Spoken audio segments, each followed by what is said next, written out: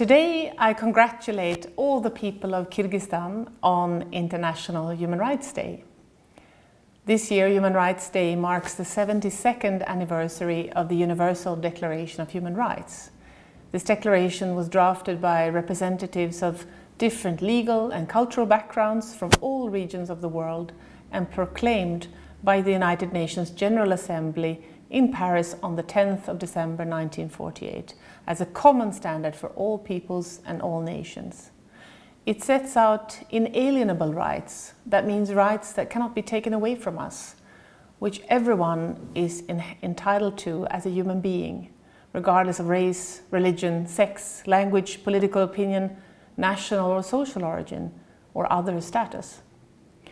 The ideals represented in the Human Rights Declaration, equality, freedom, non-discrimination, human dignity and justice, they remain universally relevant and valid today for all people in all countries.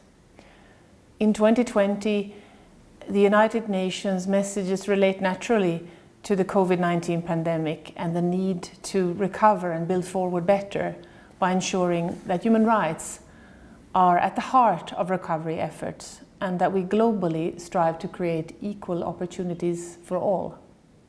This means addressing the systems failures exposed by COVID-19 pandemic and that we apply human rights as a standard to tackle entrenched and systemic inequalities, exclusion and discrimination.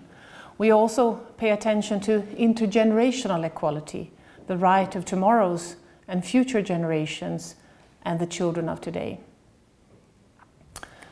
2020 was going to be a kickstart for the decade of action, scaling up the pledges and reaffirming all countries under the framework of 2030 Agenda for Sustainable Development to meet the SDGs.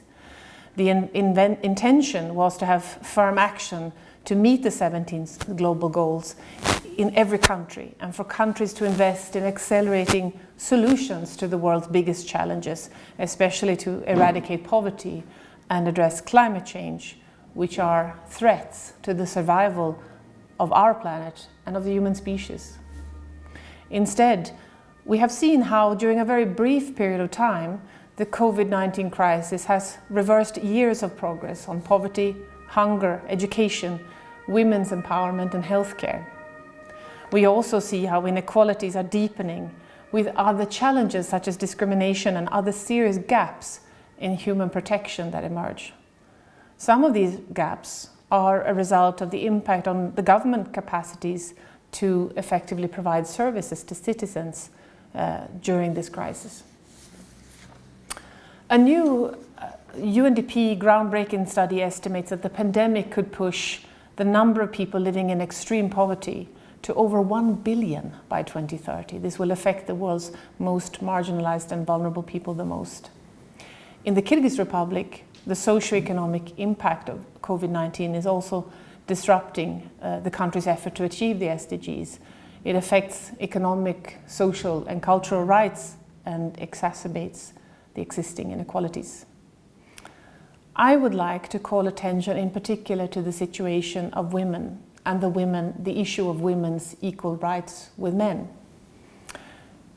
In the first quarter of last year, Kyrgyzstan witnessed a 65% increase in the reported cases of domestic violence.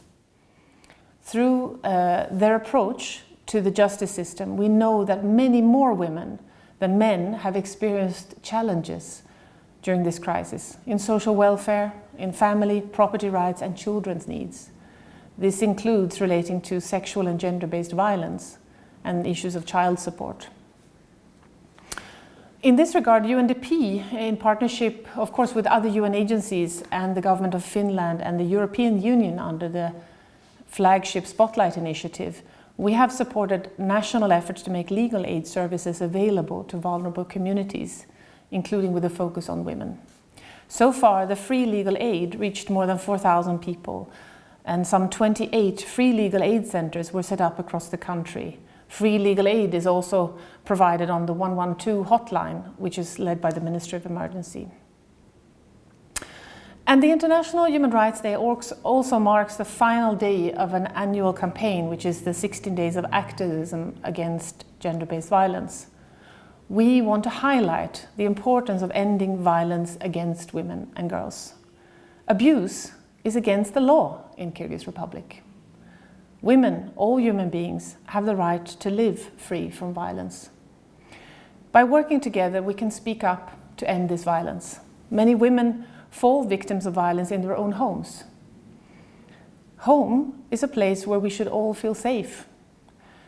My hope is that more men and women alike will speak up to stop the violence and for respecting and protecting women and girls.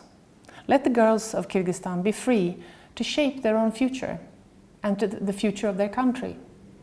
Women make up half of the people and of the potential of this country. This is an asset and a richness that mustn't be wasted.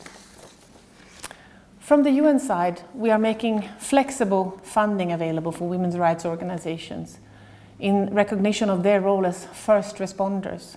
We're also supporting health and social services to continue their duty of care to survivors of violence, to remain accessible, especially for women who face challenges in reaching out for help and rescue. In closing, Human Rights Day gives us an opportunity to reflect on the transformative opportunities of the Sustainable Development Goals agenda and to make investment to address socio-economic and environmental challenges. The United Nations Development Programme will support the people of the Kyrgyz Republic in implementing people-centered, inclusive and sustainable initiatives to COVID-19 recovery.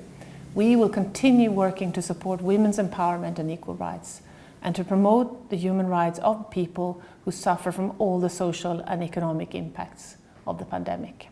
Thank you.